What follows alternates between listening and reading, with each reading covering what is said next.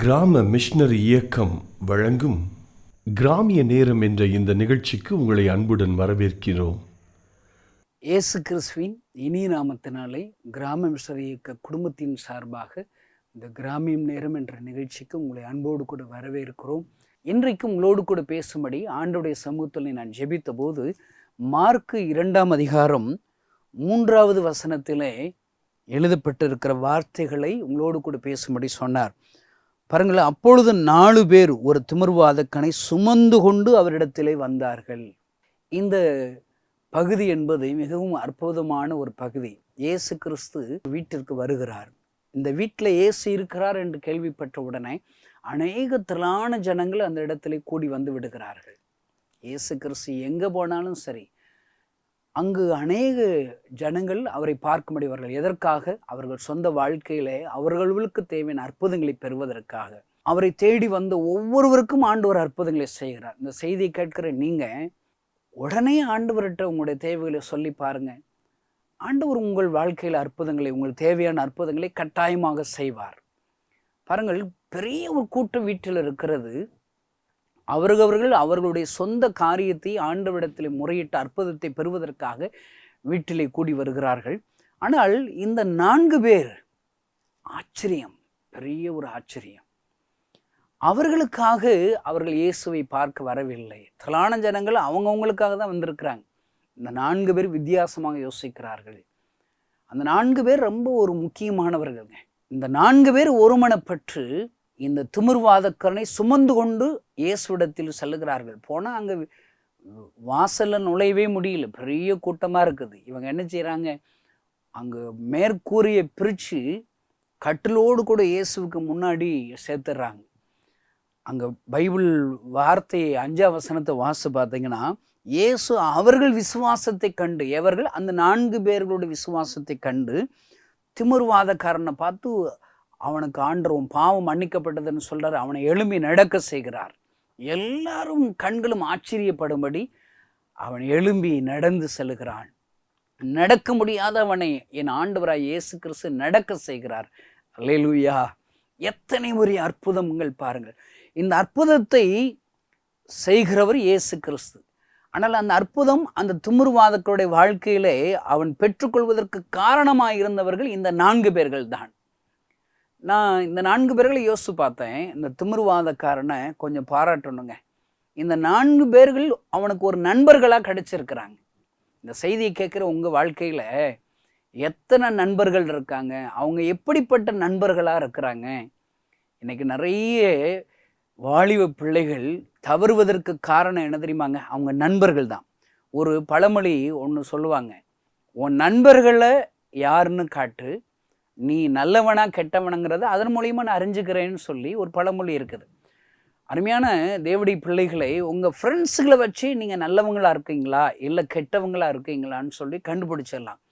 இந்த திமிர்வாதக்காரன் 4 நல்ல ஃப்ரெண்ட்ஸுகளை அவன் சம்பாதிச்சிருக்கிறான். ஆனால் இவன் திமிர்வாதம் வியாதி வருவதற்கு முன்னாடி அவனுக்கு நிறைய ஃப்ரெண்ட்ஸுகள் இருந்திருப்பாங்க. ஆனால் அவங்க பூரா விளங்காதவங்க. இவனுடைய வாழ்க்கையில் எல்லா கெட்ட பழக்க வழக்கங்களையும் சொல்லி கொடுக்குற ஃப்ரெண்ட்ஸுகள் இருப்பாங்க. நான் அடிக்கடி யோசிப்பேன், கெட்ட பழக்கத்தை சொல்லி கொடுக்கறதுக்கு எல்லாம் ஃபீஸே கிடையாது. இப்போ கம்ப்யூட்டர் படிக்கணும்னா இவ்வளோ ரூபா கட்டணுங்கிறான். நல்ல பழக்க வழக்கங்கள் சொல்லி கொடுக்கணும்னா இவ்வளோ பையன். எனக்கு ஒரு பையன் இருக்கிறான், அவன் இப்போ யூகேஜி போனோம்னா அவனுக்கு ஒரு 30,000 ரூபா ஃபீஸ் கட்டணும்னு சொல்கிறாங்க. ஏபிசிடி சொல்லி கொடுக்குறான். ஆனால் அவனா நல்ல பழக்கம் சொல்லி கொடுக்குறதெல்லாம் ஃபீஸ் கட்டணும். ஆனால் கெட்ட பழக்கம் எல்லாம் ஃபுல் ஃப்ரீ தான், இலவசம் தான். பாருங்கள், இப்படிப்பட்ட ஃப்ரெண்ட்ஸுகள் தான் எனக்கு பீடி குடிக்க சொல்லி கொடுத்தாங்க.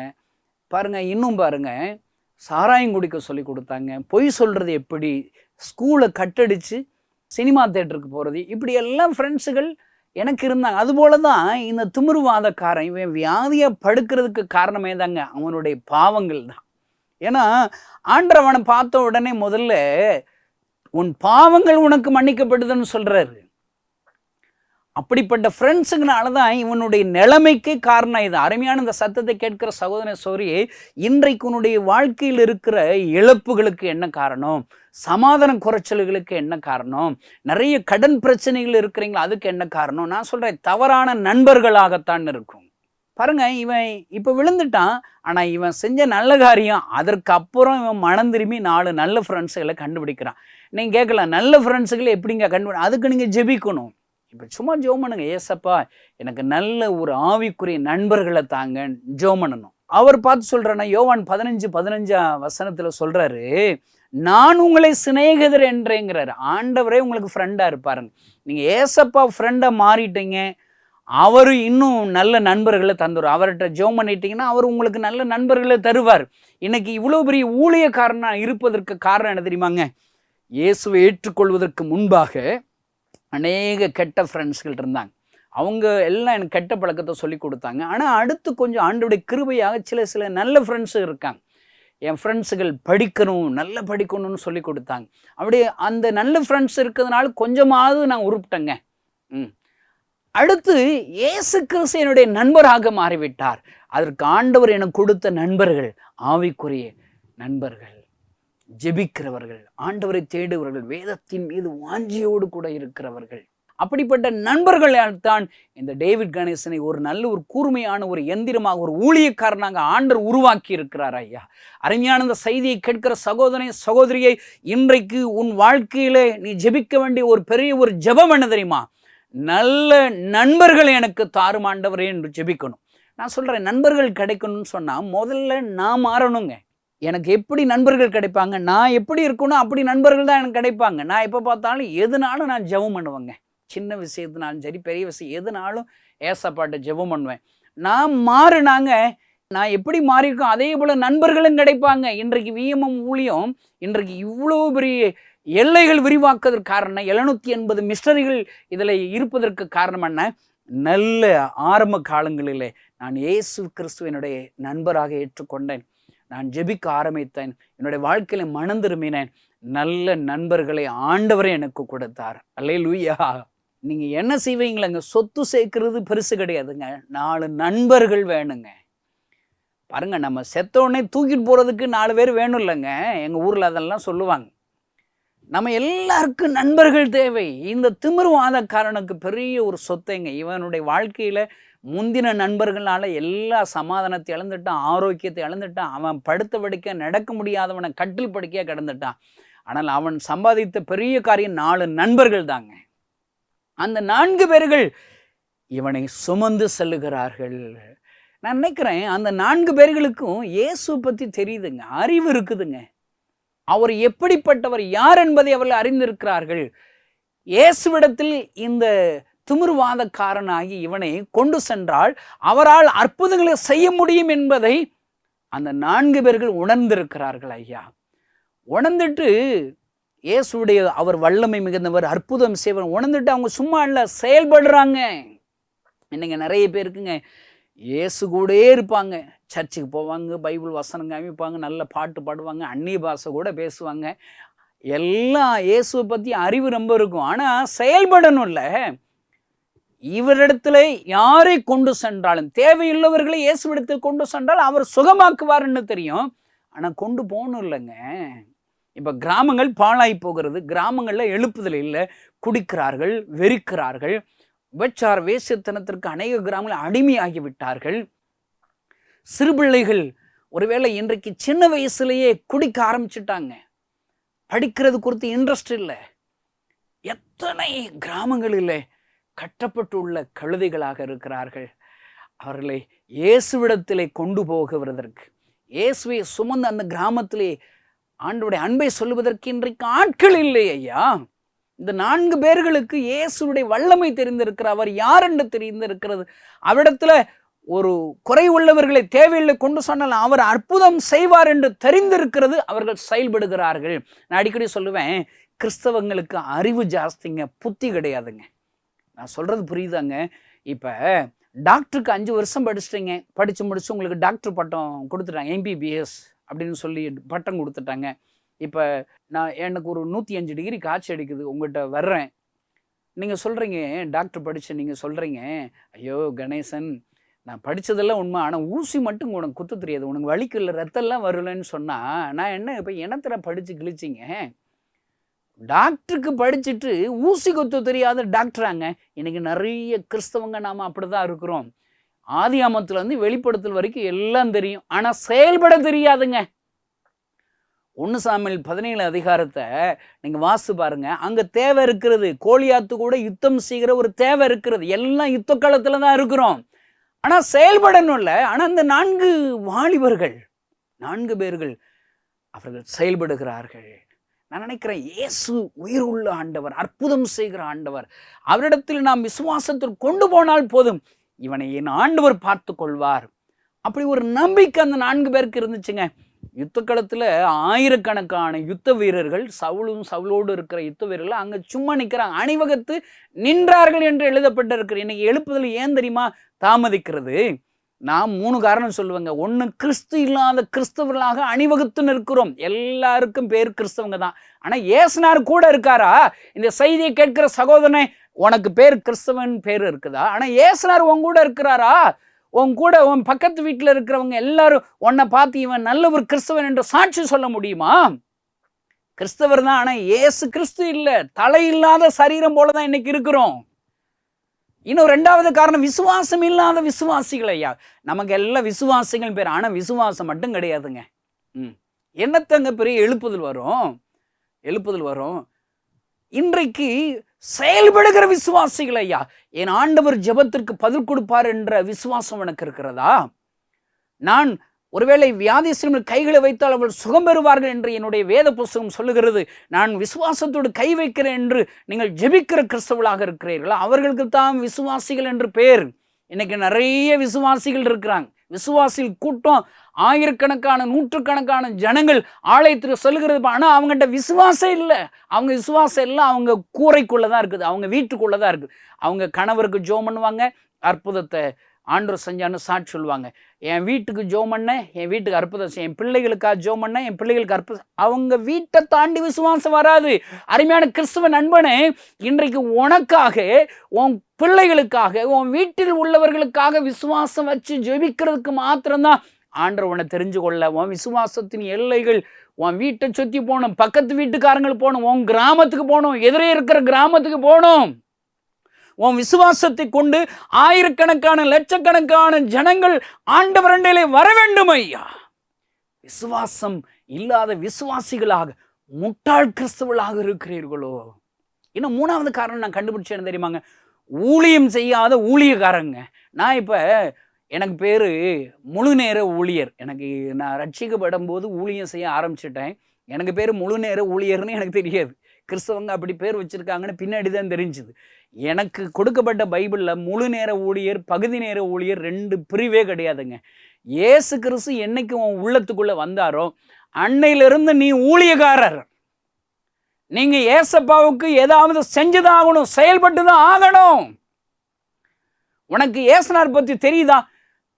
இந்த இயேசு கிறிஸ்து யாருக்கு தேவைப்படுகிறாரோ அவர்களை என் ஆண்டவர் இடத்துல நீ சுமந்து செல்லணும். ஜெபம் பண்ணும்போது பாரத்தை சுமந்து ஜெபாரிக்கு போங்க. ஜெபிக்கு போகும்போது உங்க பாரத்தை சுமந்து போகாதீங்க. உங்க பாரத்துக்கு தான் நீங்க எவ்வளவு வருஷம் தான் ஜெபம் பண்ணுவீங்க? நீங்க 1 மணி நேரம் ஜெபம் பண்ணீங்கன்னா உங்களுக்காக ஒரு 5 நிமிஷம் ஜெபிச்சுக்கோங்க. மீதி 55 நிமிஷத்துல நீ தேசத்திற்காக ஜெபிக்க வேண்டும். ஐயா, உன்னை சுற்றிலும் இருக்கிற எல்லா ஆத்துமாக்களை பாரத்தோடு ஆண்டவருடைய பாதத்தில் கொண்டு போக வேண்டும். ஐயா, கொண்டு போக வேண்டும். இன்றைக்கு ஆண்டவர் அப்படிப்பட்ட 4 பேர்கள் திமிர்வாதக்கனை சுமந்து இயேசுவிடத்தில் கொண்டு போகிறார்கள்.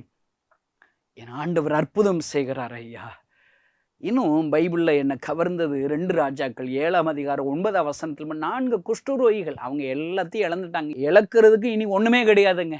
அவங்க சரீரத்தில் குஷ்டம் வந்துருச்சு. அவங்களுக்கு இருக்கிற அறிவு இன்றைக்கு இருக்கிற தமிழ்நாட்டு கிறிஸ்தவங்களுக்கு இல்லையேங்க. சரீரம் எல்லாம் குஷ்டம் இருக்குது. அவங்க மனசுல ஒரு வெறி வருதுங்க, ஒரு தீர்மானம் பண்றாங்க. நான் உங்களுக்காக அந்த வசனத்தை வாசி காமிக்கிறேன். 2 ராஜாக்கள் புத்தகம் 7ஆம் அதிகாரம் 9ஆம் வசனத்துல 8, 9 சேர்த்து வாசிக்கிறேன். அந்த குஷ்டரோகிகள் பாளையத்தின் முன்னணி மட்டும் வரும்போது ஒரு கூடாரத்திற்குள் பிரவேசித்து புசித்து குடித்து அதிலிருந்து வெள்ளியையும் பொன்னையும் வஸ்திரங்களையும் எடுத்து கொண்டு போய் ஒளித்து வைத்து திரும்பி வந்து வேறொரு கூடாரத்திற்கு பிரவேசி அதிலிருந்தும் அப்படியே எடுத்து கொண்டு போய் ஒளித்து வைத்து போறாங்க. எல்லாம் கிடைக்குது, இவங்க சாப்பிட்றாங்க, திருப்பி ஒளிச்சு வைக்கிறாங்க. இன்னைக்கு இருக்கிற எல்லா கிறிஸ்தவங்களும் இப்படிதாங்க இருக்கிறாங்க.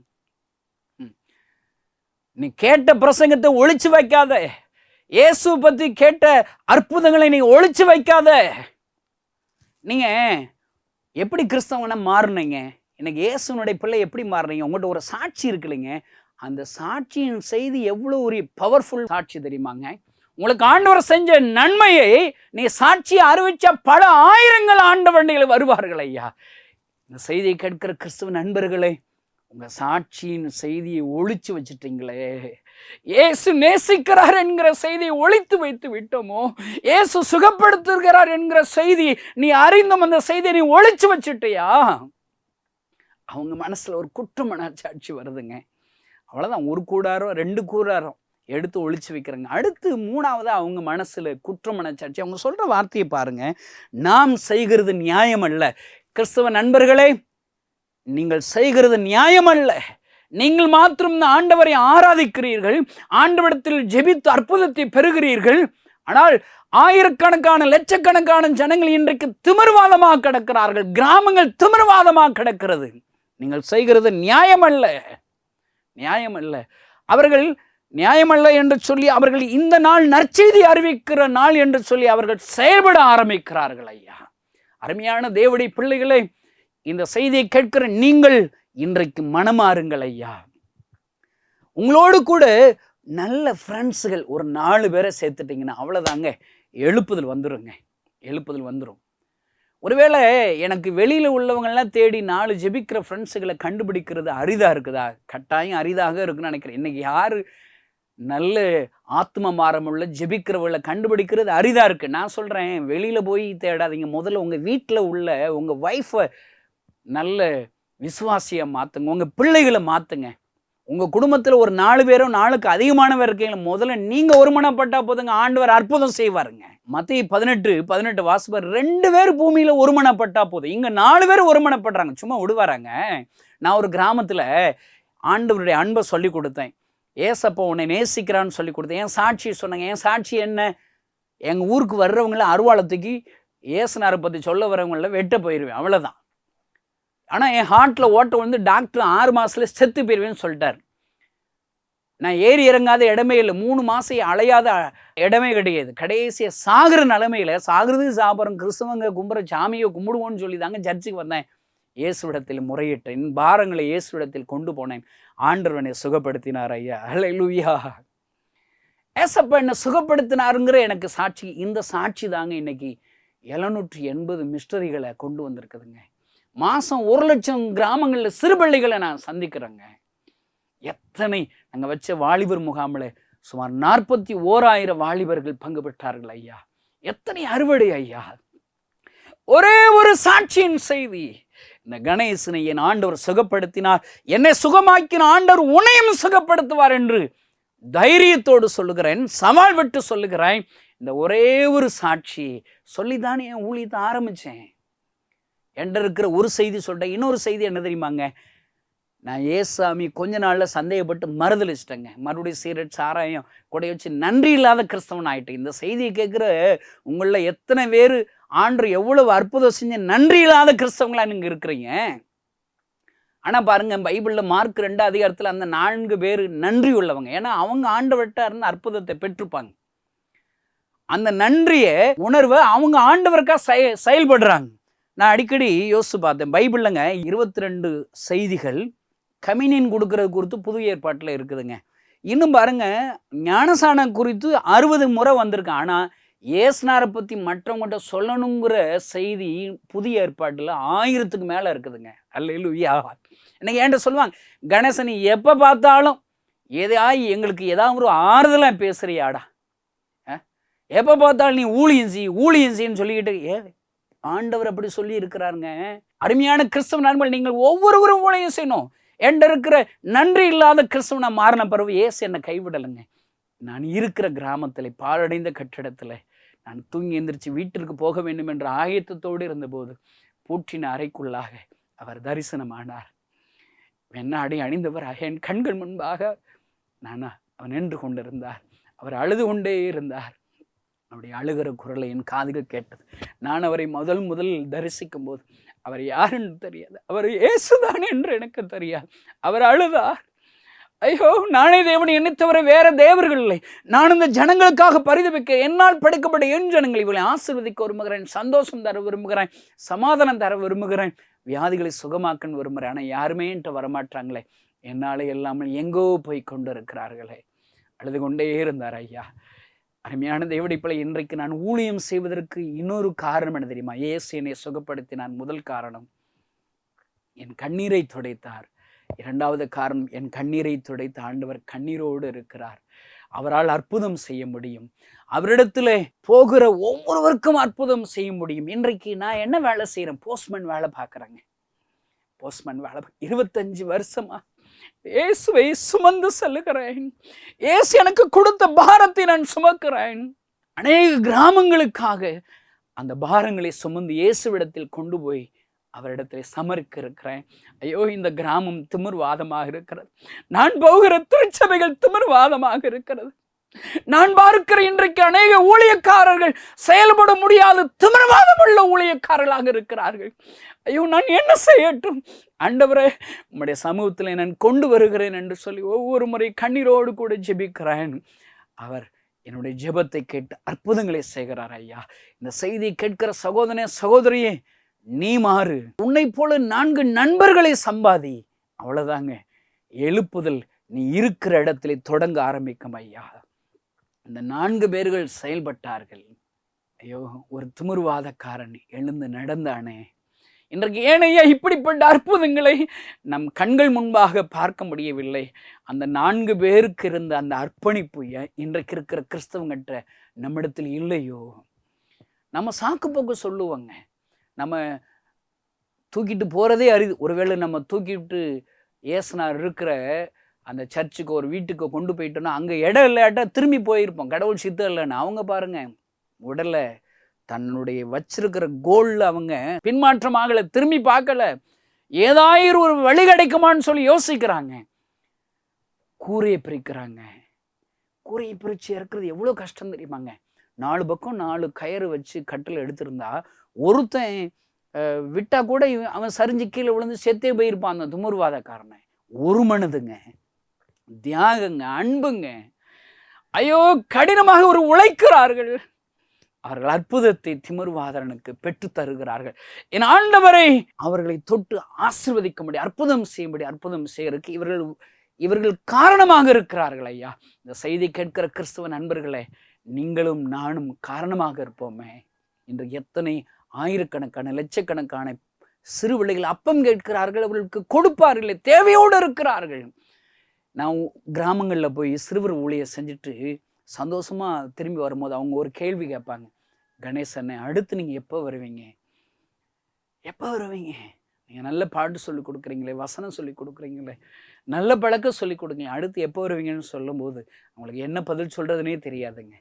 ஆனால் அடுத்து என்கிட்ட பாக்கெட்டில் பணம் இருக்கணும், எனக்கு நேரம் இருந்தால் தாங்க அங்கே போக முடியும். எத்தனை கிராமம் இருக்குது? நூற்றுக்கணக்கான ஆயிரக்கணக்கான கிராமம் இருக்கிறதே. அருமையான கிறிஸ்தவ நண்பர்களை, தேவையோடு இருக்கிற அநேக கிராமங்கள் வசனங்களை கேட்க வாஞ்சியோடு இருக்கிறார்கள். திறந்த வாசல் அங்கே இருக்கிறது. ஐயா, பட்டணங்கள் இருக்கிற ஊழியக்காரர்களே, நீங்கள் அங்கே இருக்க வேண்டாம்னு சொல்லலை, அங்கேயும் தங்கி இருங்க. ஆனால் கொஞ்சம் மாசத்துல ஒரு நாள், இல்லை வாரத்துல ஒரு நாள், 2 வாரத்துக்கு ஒரு நாள் நீங்க குழுவாக கிராமங்களுக்கு வாங்கல. அங்குதான் தேவையுள்ளவர்கள் இருக்கிறார்கள். ஐயா, இப்படிப்பட்ட தேவையுள்ள ஜனங்களை இயேசுவிடத்திலே கொண்டு போய் அவர்கள் அற்புதம் கண்டு கொள்வதற்கு, அற்புதத்தை ருசி பாருவதற்கு ஏதாயிலும் நீங்கள் உதவி செய்வீர்களா? இன்றைக்கு ஒப்பு கொடுப்போம். என் ஆண்டவர் கண்ணீரோடு கூட இருக்கிறார். ஐயா, அழுது கொண்டே இருக்கிறார். ஐயா, தேவையுள்ள ஜனங்களுக்கு நான் அற்புதம் செய்யட்டும் என்று சொல்லி காத்திருக்கிறார். ஐயா, அவரிடத்திலே கொண்டு போனால் போதும், அவர் அற்புதங்களை செய்து விடுவார். இன்றைக்கு நாம் ஜெபித்து ஒரு பொருதனை செய்வீர்களா?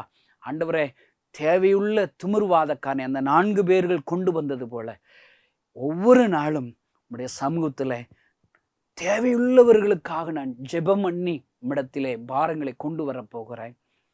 தேவையுள்ள ஆத்துமாக்களை ஆலயத்திற்கு கொண்டு வரப்போகிறேன். அந்த 4 பேர்களை போன்று என்னையும் மாற்றும். சாக்கு போக்கு சொல்லுகிறவர்களாக அல்ல, எத்தனை தடை வந்தாலும் செயல்படுகிற அந்த 4 பேர்களாக என்னையும் மாற்றும் ஆண்டவரே. 4 நண்பர்களை எனக்கு தாரும் ஆண்டவரே. ஒப்பு கொடுப்பீர்களா?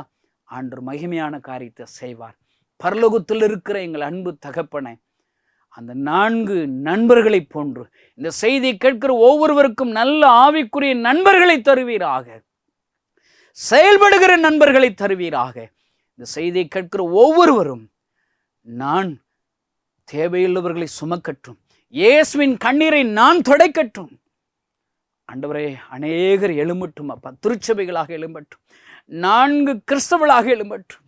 நான் ஒரு ஜெபக்குழுக்களாக 4 பேர் சேர்ந்து பூமியில ஒருமனப்பட்டு நாங்கள் ஜெபிக்கட்டும். 4 பேராக சேர்ந்து எதிரே இருக்கிற கிராமங்களுக்கு சுவிசேஷ ஊழியத்தை செய்யட்டும் என்று சொல்லி எல்லோரும் எழும்பட்டும் அப்பா. ஒரு எழுப்புதை எங்கள் கண்கள் காண உதவி செய்வீரா. ஆசீர்வதிக்கிற இயேசுவின் நாமத்தினால் பிதாவே, ஆமென். இந்த செய்தியின் மூலம் தேவன் உங்களோடு இடைப்பட்டிருப்பார் என்று விசுவாசிக்கிறோம்.